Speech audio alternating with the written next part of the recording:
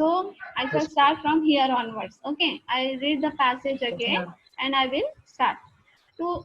Compose your message to attract the attention. So what does it mean? To attract the attention of the message, written or oral, you may resort intensity to be forceful, loud, clear as the occasion demands. You can create the intensity by speaking very quietly when everyone is silent. तो इसमें क्या बताएंगे, अगर आप message compose करते हो, अगर आप मैसेज लिखते हो, टाइप करते हो, तो आप लोगों को किस तरह से अट्रैक्ट करेंगे, ओरली और रिटर्न में किस तरह से अट्रैक्ट करेंगे. For example when I am talking about the return document, okay, that everyone's handwriting is the same. Tell me, everyone's handwriting is the same? No. No. No. Okay, if you write in proper way, okay, when we start to write from the nursery, okay, the teacher teaches, the parents teaches, okay, what to write and how to write. Okay, for example, if we write A for apple or B for B, but if you are not going to write in a proper way, then what is the use of ABCD? What is the use of ABCD? Understand? Okay, क कैसे लिखना है, ख कैसे लिखना है, ग कैसे लिखना है, ये हमको जब बचपन से ही पता नहीं है कि अगर उस हम कर्सिव राइटिंग में या सिंपल एबीसीडी में लिखते नहीं है तो हमको पता चलेगा क्या कि क्या लिख रहे हैं. Do you understand? नहीं. Okay, so handwriting is the most important factor for written document. Okay, for example ये जो फॉन्ट आप दिखाई दे रहे हैं आपको स्क्रीन पे, ओके, ये टाइम्स ऑफ न्यू रोमन के हैं. अगर पर मैंने फॉन्ट चेंज कर दिया जो बिल्कुल भी ठीक से नहीं दिखता, तो आप पढ़ पाओगे क्या? पीपीटी मेरा पढ़ पाओगे क्या? पीपीटी मेरा पढ़ पाओगे? नहीं पढ़ पाओगे. No ma'am. Okay, that is return document. Okay, तो बारी बारी हमें टीचर्स क्यों बोलते हैं कि आपका आपका हैंड राइटिंग अच्छा होना चाहिए. हैंड राइटिंग अच्छे होने से की वजह से क्या होता है कि हमें वो ठीक से दिखाई देता है, वो जो पेपर चेक करने वाला होता है उसको भी ठीक से समझ में आता है आपने क्या लिखा है और क्या नहीं, ये समझ में आता है. Okay, when we talk about articles और newspaper, okay, newspaper, printing paper, okay, तो कुछ जो ब्लॉग होते हैं या कुछ आर्टिकल्स होते हैं या हेडलाइंस होती है, वो बड़े अक्षर में होते हैं कि नहीं? वो बड़े अक्षर में होते हैं कि नहीं? यस और no? Yes. Yes, ma'am. Yes, ma'am. तो सबसे पहली नज़र हमारी कहाँ पे जाती है? जब हम न्यूज़पेपर लेते हैं तो कहाँ पे जाती है हमारी नज़र? कहाँ जाती है? हेडलाइंस पर. हाँ, हेडलाइंस पे जाती है, Like, क्योंकि हमें वो तुरंत दिखाई देता है. बाद में जहाँ पे पिक्चर होते हैं या कुछ बताया गया है तो बाद में हमारी नज़र वहाँ पे जाती है. और जो ज़्यादा इम्पोर्टेंट कॉलम होते हैं कि उसका जो पर्टिकुलर सपोज एक आर्टिकल लिखा हुआ है जो इम्पोर्टेंट है पर उसका कॉलम छोटा है, तो बाद में हमारी नज़र वहाँ पे जाती है.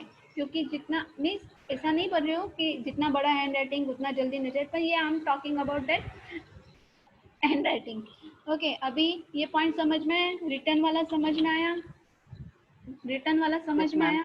ओके. yes, ma'am. दूसरा Yes, जो ma'am. अभी जो दूसरा पॉइंट है ओरल वाला, तो ओरली हम जो बोलते हैं तो आप इंटेंसिटी मीन्स एक्साइटमेंट, तो आप किस तरह से बोलेंगे? फॉर एग्जाम्पल बी फोर्सफुल, कि जितना आप अपनी जान लगा के बोलोगे उतना सामने वालों को समझ में जल्दी आएगा. बड़े से आवाज़ थोड़ी सी बड़ी होनी चाहिए. ओके, क्लियर होनी चाहिए. ओके, और जैसा ओकेजन होता है वैसे बोला जाता है. ओके, समझ में आता है? फॉर एग्जाम्पल क्लास में जैसे 100 बच्चे बैठे हैं तो टीचर की आवाज़ धीमी होगी तो 100 बच्चे ठीक से सुन पाएंगे क्या? No ma'am. ओके, अभी मेरी आवाज़ No, ठीक से सुनाई दे रही है आपको? अभी मेरी आवाज़ सुनाई दे रही है? हाँ, क्योंकि Yes, मेरा जो टोन Yes, है, ma'am. वॉल्यूम टोन है वो अभी ठीक है, लेकिन मैं जोर से जितना अभी मैं नॉर्मली बोल रही हूँ उससे ज़्यादा जब चिल्लाने लगी तो आप क्या करेंगे? हेडफोन कान में से निकाल देंगे ना, या थोड़ा सा और Yes, कुछ ma'am. दूसरा ऑप्शन देखेंगे? सही बात है. तो आपका वॉल्यूम, आपका टोन अकॉर्डिंग टू ओकेजन होना चाहिए. ओके, यहाँ पे देखो दूसरा पॉइंट दिया है. ओके, यहाँ पे ऐसा भी पता है कि you can create intensity by speaking very quietly when everyone is silent. अगर आपको किसी से कोई बात करनी है तो जब सभी शांति से बैठे हो तो आप अपनी बात बहुत अच्छी तरह से कर सकते हैं। जैसे कि हम घर में बात करते हैं, ओके, सभी बैठे हैं, आपको कुछ प्रॉब्लम है, आपको कुछ कहना है, तो आप घर में सभी बैठे हैं, तभी आप शांति से बात करते हो कि नहीं करते हो? शांति से बात करते हो कि नहीं करते हो?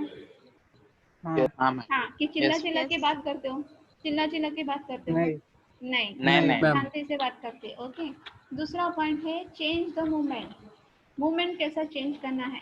Avoid monotony in both writing and speaking. Okay, कभी कभी monotony means to getting tired. Writing में ज़्यादा हमको ये प्रॉब्लम दिखाई देती है।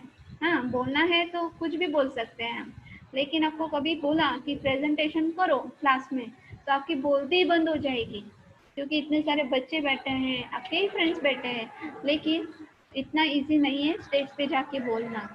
समझ में आ रहा है मैं क्या बता रही हूँ? Do understand?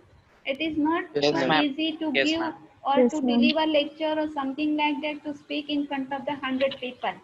ओके, दूसरा है राइटिंग में हमने थोड़ा सा लिख लिया, तो हम बचपन से हमारा जो अभी तक का जो जर्नी देखें तो थोड़ा सा लिखा तो हमने क्या किया। हाँ, वैसे भी हमारे कॉमर्स वाले को, कॉमर्स बच्चों को लिखने का बहुत कंटाला आता है, बोर हो जाते हैं जल्दी से, मैडम कितना लिखने का, मैडम कितना लिखने का। ओके, तो आपको हैबिट ही नहीं है लिखने की, लेकिन आपने ये कभी ऑब्जर्व ही नहीं किया कि जितना आप ज़्यादा प्रैक्टिस करोगे लिखने का, उतना आपको ये प्रैक्टिस आपको पेपर में दिखा देगी कि आप 3 घंटे का जो पेपर है वो टाइम में कंप्लीट कर सकोगे। क्योंकि अभी तक तो आपने बहुत छोटे छोटे क्वेश्चन ही पढ़े हैं, बहुत ही छोटे छोटे क्वेश्चन, 4-5 लाइन्स और 6-7 लाइन्स, इतना ही है ना आंसर आपका अभी तक का? यस और नो? यस और नो? यस आपका यस जो मैम। आंसर है ज़्यादा से ज़्यादा Yes, ma'am. 4-5 लाइन्स का है, तो अभी इतना आंसर नहीं चलने वाला। अभी कॉलेज में आ गए तो आपको आपका आंसर कैसे होगा? 2-2.5 पेज, एक आंसर 2-2.5 पेज का होता है, तो आपको इतना याद भी रखना है और इतना लिखना भी है। तो कैसे कैसे प्रैक्टिस करेंगे? अगर आपको लिखने की प्रैक्टिस ही नहीं है तो आप लिख पाएंगे क्या? पेपर कवर कर पाएंगे क्या? कर पाएंगे? पेपर कवर कर पाएंगे? नहीं नहीं कर पाएंगे। नहीं so that is the thing. नहीं। So avoid monotony in writing and speaking. Okay, दूसरा है repetition. Repetition, this factor is effective in oral communication. Written में नहीं चलता है, रिटर्न में नहीं चलते हैं। फॉर एग्जाम्पल, आप अकबर बिरबल की स्टोरी बता नरेट कर रहे हैं या लिख रहे हैं, तो आप बारी बारी वही पॉइंट लिखोगे कि आपको जो अकबर के बारे में और कुछ ज़्यादा पता है वैसा लिखोगे? कैसा लिखोगे आप? कैसा लिखोगे? जो ज्यादा ज्यादा जानकारी होगी ज्यादा उसके पता बारे में है वो लिखेंगे। ज़्यादा, लिखेंगे। हाँ, ज़्यादा जानकारी है वही लिखेंगे। फॉर एग्जाम्पल, आपको ऐसे राइटिंग होता है, लैंग्वेज सब्जेक्ट में ऐसे राइटिंग होता है, एम आई राइट? हिंदी, मराठी, उर्दू, आपकी जो लैंग्वेज सब्जेक्ट है उसमें ये होता है। तो आप बारी बारी रिपीट करोगे, वहाँ पे बारी बारी घुमा घुमा कर लिखोगे, पेपर चिपकेगी है, तो आपको वहाँ पे मार्क्स मिलेगा क्या? आपको मार्क्स मिलेगा क्या? नहीं। No, नहीं ma'am. मिलेगा, नहीं। नहीं मिलेगा। सही बात है? No ma'am. ओके, तो यहाँ पे ओरल में चल रहा है रिपीटेशन, कि अगर एक बात आप बताना चाहते हो तो ज़्यादा से ज़्यादा एग्जाम्पल देके आप बात बता सकते हो। जैसे मैंने अभी आपको एक बहुत सारे एग्जाम्पल दिए कि फॉर एग्जाम्पल ओरल में हम बात बताना चाहते हैं कि फॉर एग्जाम्पल जैसे मैं फॉर एग्जाम्पल एलिफेंट के बारे में जानना चाहती हूँ और एलिफेंट के बारे में बताना चाहती हूँ, तो एलिफेंट के बारे में उतनी इंफॉर्मेशन मुझे ओरल में भी होनी चाहिए और रिटर्न में भी होनी चाहिए। पर एलिफेंट को हर एक लैंग्वेज में क्या क्या बोला जाता है, कैसे बोला जाता है, ये उसकी इंफॉर्मेशन हुई। तो एक ही जानकारी मैं बारी बारी यहाँ पे आपको बता सकती हूँ। Understand? Understand properly? Yes, Yes, ma'am. Elephant yes, को ma'am. कौन सी लैंग्वेज में क्या क्या नाम से बोला जाता है, ये हमको पता नहीं है। ये हमको पता नहीं है। कौन है? अपना ऑडियो जरा म्यूट कीजिए। चिपलुनकर, चिपलुनकर, ऑडियो म्यूट कीजिए प्लीज। जब मैं आपको आंसर पूछती हूँ तभी आप मुझे आंसर देंगे। ओके, दूसरा है यहाँ पे D point, systematic arrangement. Arrangement कैसे होनी चाहिए? सिस्टमेटिक होनी चाहिए। Order, neatness, even the type your letters will impress the reader. Okay, तो यहाँ पे कैसा बताया गया है कि जैसे हम कभी कुछ भी लिखते हैं, लेटर्स टाइप करते हैं, तो सबसे पहले क्या आता है लेटर्स में टाइप करने के लिए? पहले हम क्या लिखते हैं, बताइए मुझे जरा। लेटर्स हम जब लिखते हैं तो क्या लिखते हैं? सबसे पहले क्या लिखते हैं? ऑर्डर सिस्टमेटिकली लिखते हैं ना, तो क्या लिखते हैं? पत्ता। क्या लिखते हैं?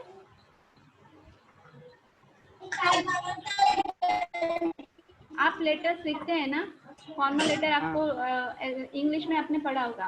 ओके, इंग्लिश में होगा आपको लेटर्स वगैरह, डीसी में भी लेटर है। तो आप सबसे पहले क्या लिखते हैं लेटर्स में?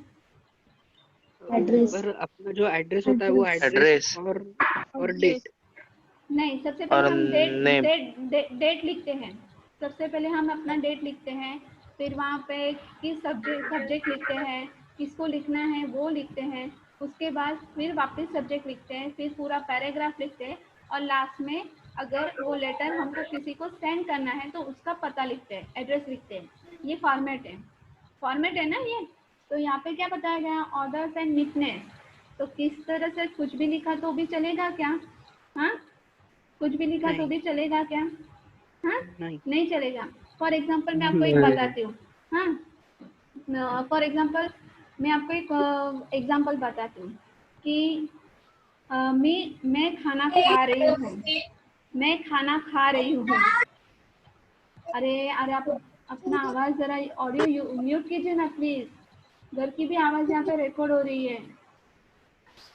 आप सुन रहे हैं ना ठीक से मुझे? Are you listening to me properly ना, all of you? Yes okay okay वन में सुन रहे हैं। ओके। तो यहाँ पे मैंने क्या बताया कि मैं एक वाक्य आपको बता रही हूँ, एक सेंटेंस बताओ कि मैं खाना खा रही हूँ।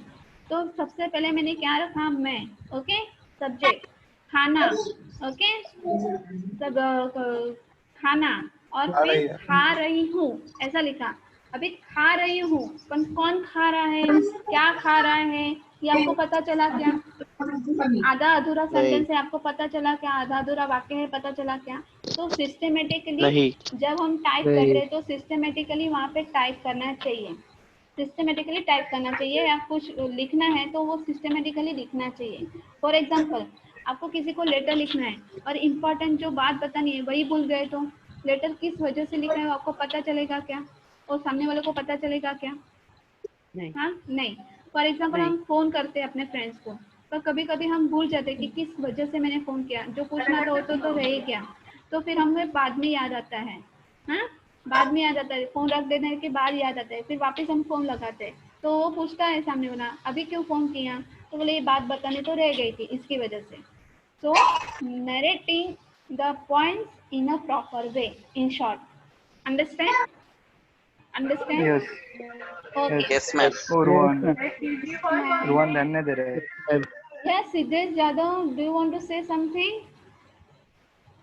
Siddesh Jadhav, do you want to ask something?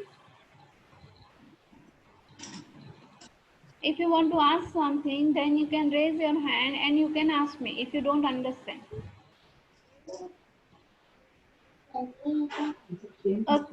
Okay, आप मुझे बताइए, आपको जो मैं पॉइंट्स एक्सप्लेन करती हूँ वो आपको समझ में आते हैं ना ठीक से? मैं बारी बारी हाँ मैम। पूछती हूँ, समझ में आते हैं ना? ओके।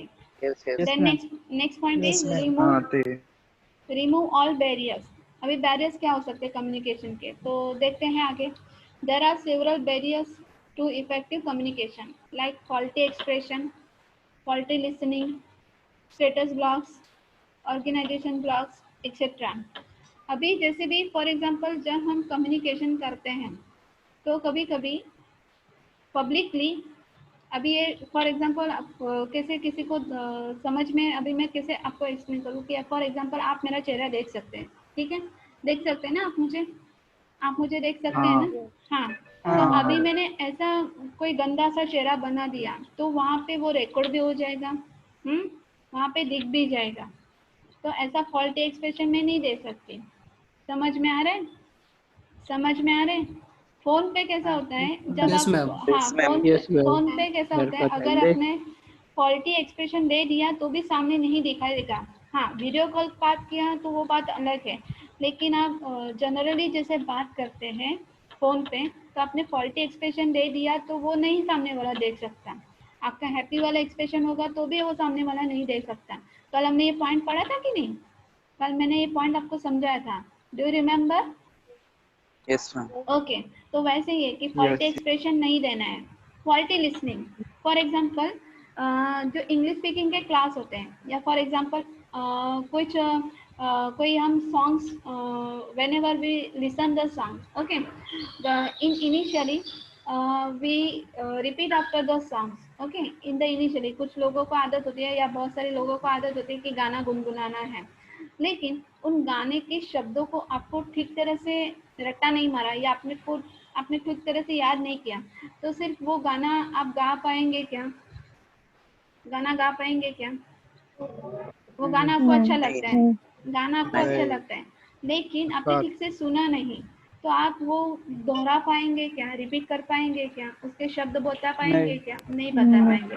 तो फॉल्टी लिसनिंग नहीं होना चाहिए। फॉर एग्जाम्पल अभी मैं क्लास में आपको बहुत अच्छी तरह से बता रही हूँ, समझा रही हूँ, फिर भी आपका ध्यान नहीं है क्लास में, आपने कुछ अलग सुना, तो फिर लिखते टाइम भी आप कुछ अलग ही लिखोगे, तो वो फॉल्टी क्या हुआ? फॉल्टी लिसनिंग हुआ, जिसकी इम्पैक्ट क्या हुई? फॉल्टी लिसनिंग हुआ, उसकी इम्पैक्ट वो हुआ फॉल्टी लिसनिंग। दूसरा उसकी इम्पैक्ट क्या हुई? फॉल्टी राइटिंग पे हुई। आपने जो सुना आपने वो लिखा। Okay, do understand what I want to say? Do understand? Yes. हाँ, तो उसकी listening is the most important part. Expression, अगर आप क्लास में भी बैठे हो, बोर भी हो रहे हो, पर आप ऐसे जैसे अंगड़ाइयाँ लेते हैं, वैसे क्लास में अंगड़ाइयाँ टीचर के सामने ले सकते हैं क्या? वैसे अंग्रेजी No, ले ma'am. सकते हैं? नहीं ले सकते। No, ma'am. तो फॉल्टी एक्सप्रेशन नहीं दे सकते। ओके, देन स्टेटस ब्लॉक्स, कि कभी कभी हमारे जो ब्लॉग्स होते हैं, स्टेटस होते हैं, क्योंकि अभी अभी मोस्ट प्रॉब्ली ये ट्रेंड निकला है कि जो हमारे जो क्या बोलते हैं, मैं एक सिंपल एग्जांपल देती हूँ आपको। फॉर एग्जांपल हमारे मोबाइल में व्हाट्सएप में चैट होता है, WhatsApp तुम करे हमारे मोबाइल में 3 प्रकार। सभी को सुनाई दे रही है आवाज? ये डिस्टर्बेंस वाली, हेलो, डिस्टर्बेंस वाली आवाज सुनाई दे रही है सबको? हाँ, जरा चिपलून पर जरा अपना ऑडियो म्यूट कीजिए प्लीज।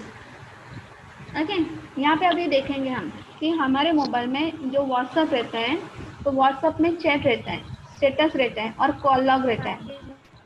हेलो, मेरा आवाज आ रहा है? अभी मेरी आवाज आ रही है? Yes, ma'am. ओके, तो मैंने क्या बोला, हमारे व्हाट्सएप में चैट रहता है। ओके, चैट की बाजू में ही बीच का जो पोर्शन होता है वहाँ पे स्टेटस रहता है, और स्टेटस के पास में जो बाजू का पोर्शन रहता है वहाँ पे कॉल लॉग, मीन्स व्हाट्सएप पे कॉल लॉग किया है या व्हाट्सएप पे वीडियो कॉल किया है तो वो रहता है। तो स्टेटस में आजकल बहुत ट्रेंड चल रहा है कि लोग कुछ भी स्टेटस पे डालते हैं, स्टेटस पे कुछ भी डालते हैं। अगर आप बाहर घूमने जा रहे हो, आपने स्टेटस डाल दिया, किसी को बताने की जरूरत नहीं, सभी आपके पास, आपका नंबर जिसके पास है वो सभी को पता चल जाता है कि आज किसका बर्थडे है, आज किसी का एनिवर्सरी है, आपका रिलेटिव्स का है या आपका घर का है या कुछ और का है, तो सबको पता चल जाता है कि फॉर एग्जाम्पल आप कुछ भी डाल रहे हो तो वो सभी पूरी दुनिया को पता चलता है। तो status blocks and organization blocks तो कभी कभी निकाल देनी चाहिए, निकाल देनी चाहिए।